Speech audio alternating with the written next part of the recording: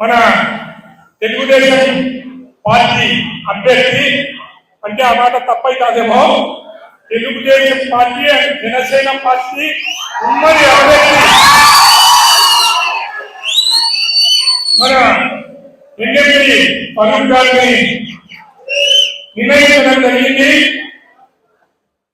వారికి మీ అందరి సహాయ సహకారాలు కావాలి.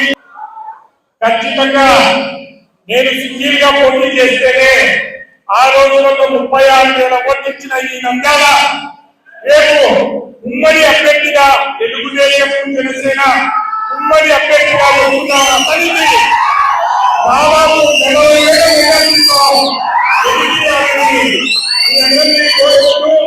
ఈ అవకాశం ఇచ్చిన మెగా కుటుంబానికి, సాంబశివరావు గారికి, ఇక్కడికి వచ్చిన పృథ్వీ గారికి, మిగతా వాళ్ళందరికీ కూడా